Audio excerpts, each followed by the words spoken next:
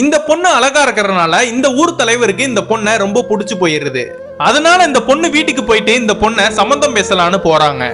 ஆனா இந்த ஊர் தலைவருக்கு பேசுவாங்களேன்னு பார்த்தா இந்த ஊர் தலைவர் கூட அடியாளா இருக்கிற அவனுக்கு பேசுறாங்க இந்த பொண்ணை.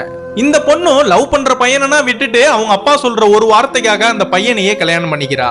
ஆனா அந்த பையனும் இந்த பொண்ணை நல்லா தான் பாத்துக்கிறான். ஒரு நாள் இந்த ஊர் தலைவர் இவங்க 2 பேரையுமே வீட்டுக்கு கூப்பிட்டு உன்னோட ஒய்ஃபை மட்டும் ஒரு நாள் என் கூட அனுப்புறியான்னு அசிங்கமா கேக்குறான். இதெல்லாம் பார்த்த இவன் அந்த இடத்துலயே அவனை அடிச்சிடுறான். அதுக்கப்புறம் லைஃப்னா நல்லா போயிட்டு இருக்கிறப்ப இவனுக்கு ஹார்ட்ல ப்ராப்ளம் வந்துருது. அதனால இவள்கிட்ட இருக்கிற நகையெல்லாம் வச்சு அவரை காப்பாத்தலாம் நினைக்கிறான். ஆனா இவள்கிட்ட போதுமான நகை இல்ல.